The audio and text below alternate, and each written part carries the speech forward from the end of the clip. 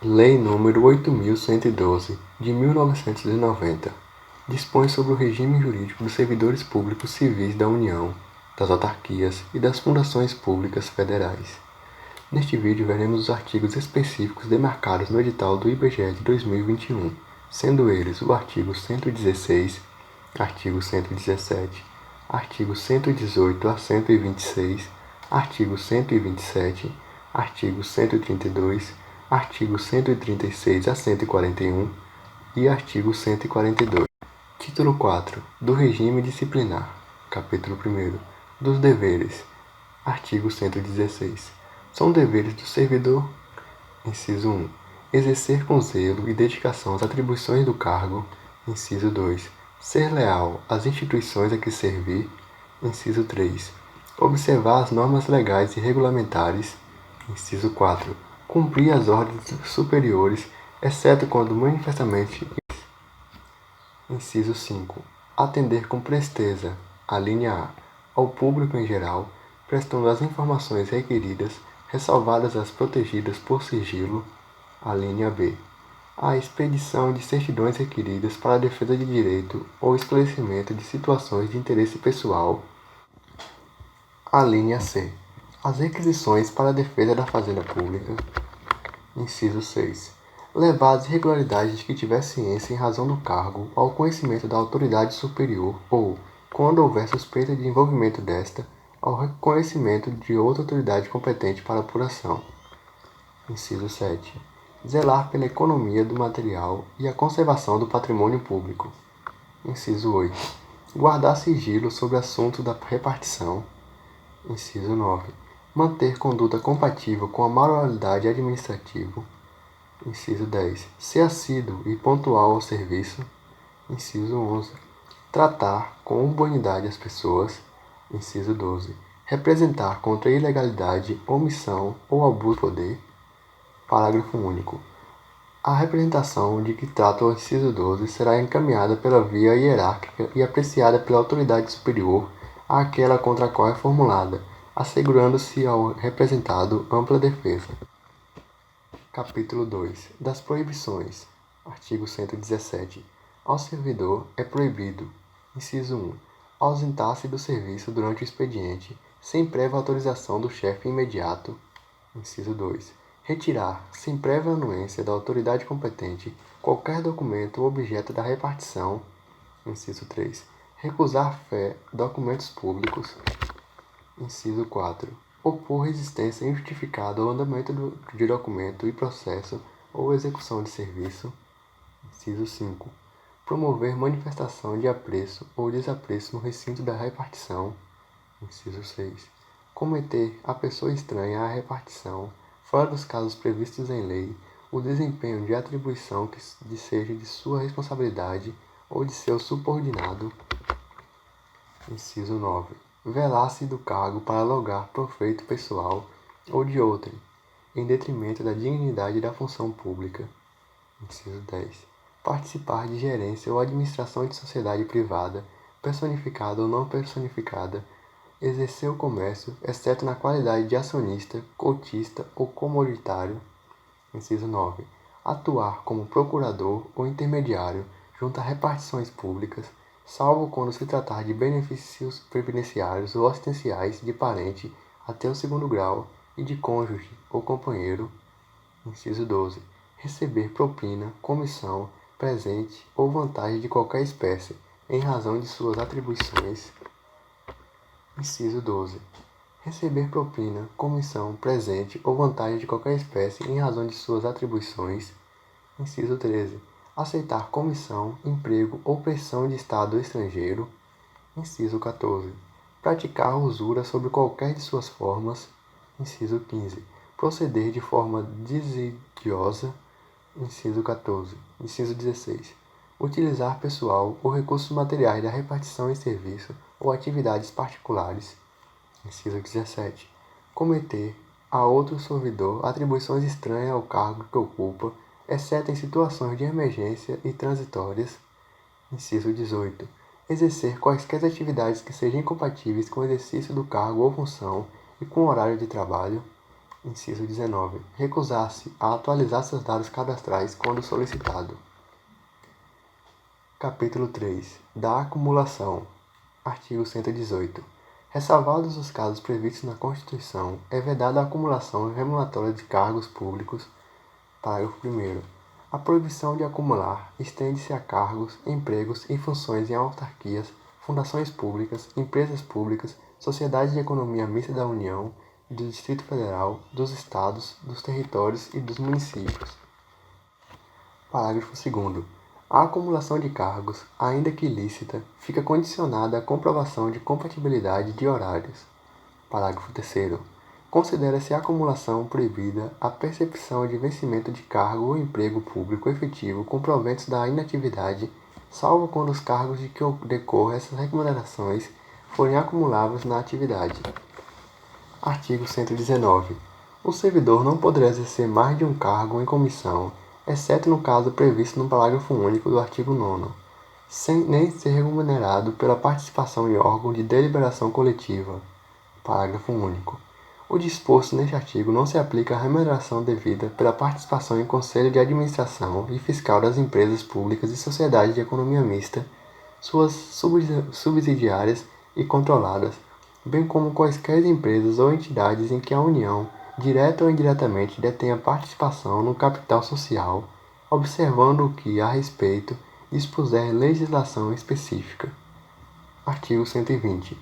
O servidor vinculado ao regime desta lei, que acumula licitamente 2 cargos efetivos, quando investigado em cargo de provento em comissão, ficará afastado de ambos os cargos efetivos, salvo na hipótese em que houver compatibilidade de horário e local com o exercício de um deles, declarada pelas autoridades máximas dos órgãos ou entidades envolvidas. Capítulo 4. Das responsabilidades. Artigo 121. O servidor responde civil, penal e administrativamente pelo exercício irregular de suas atribuições. Artigo 122. A responsabilidade civil decorre de ato omissivo ou comissivo, doloso ou culposo, que resulte em prejuízo ao erário ou a terceiros. Parágrafo 1º. A indenização de prejuízo dolosamente causado ao erário somente será liquidada na forma prevista do artigo 146, na falta de outros bens que assegurem o exercício do débito pela via judicial. Parágrafo 2º. Tratando-se de dano causado a terceiro, responderá o servidor perante a Fazenda Pública em ação regressiva. Parágrafo 3º. A obrigação de reparar o dano estende-se aos sucessórios e contra eles será executada, até o limite do valor da herança recebida. Artigo 123. A responsabilidade penal abrange os crimes de contravenções imputadas ao servidor, nessa qualidade. Artigo 124. A responsabilidade civil administrativa resulta de ato omissivo ou comissivo, praticado no desempenho de cargo ou função. Artigo 125. As sanções civis, penais e administrativas poderão acumular-se, sendo independentes entre si. Artigo 126. A responsabilidade administrativa do servidor será afastada no caso de absolvição criminal que negue a existência de fato ou sua autoria. Artigo 126-A. Nenhum servidor poderá ser responsabilizado civil, penal ou administrativamente por dar ciência à autoridade superior ou, quando suspeita de envolvimento desta, a autoridade competente para a apuração da informação concedente à prática de crimes ou improbidade de que tenha conhecimento, ainda que em decorrência do exercício do cargo, emprego ou função pública. Capítulo 5. Das penalidades. Artigo 127. São penalidades disciplinares. Inciso 1. Advertência. Inciso 2. Suspensão. Inciso 3. Demissão. Artigo 132. A demissão será aplicada nos seguintes casos. Inciso 1. Crime contra a administração pública. Inciso 2. Abandono de cargo. Inciso 3. Inassiduidade habitual. Inciso 4. Improbidade administrativa. Inciso 5. Incontinência pública e conduta escandalosa na repartição. Inciso 6. Insubordinação grave em serviço. Inciso 7. Ofensa física em serviço a servidor ou a particular, salvo em legítima defesa própria. Inciso 8. Aplicação irregular de dinheiros públicos. Inciso 9. Revelação de segredo do qual se apropriou em razão do cargo. Inciso 10. Lesão aos cofres públicos e dilapidação do patrimônio nacional. Inciso 11. Corrupção. Inciso 12. Acumulação ilegal de cargos, empregos ou funções públicas. Inciso 8. Transgressão dos incisos 9 e 16 do artigo 117. Artigo 136. A demissão ou destituição de cargo em comissão, nos casos de incisos 4, 8, 10 e 11 do artigo 132, implica a indisponibilidade dos bens e o ressarcimento ao erário, sem prejuízo da ação penal cabível. Artigo 137. A demissão ou a destituição de cargo em comissão, por infringência do artigo 117, inciso 9 e 11, incompatibiliza o ex-servidor para nova investidura em cargo público federal pelo prazo de 5 anos. Parágrafo único. Não poderá retornar ao serviço público federal o servidor que for demitido ou destituído do cargo em comissão por infringência do artigo 132, inciso 1, 4, 8, 10 e 11. Artigo 138. Configura abandono de cargo ou ausência.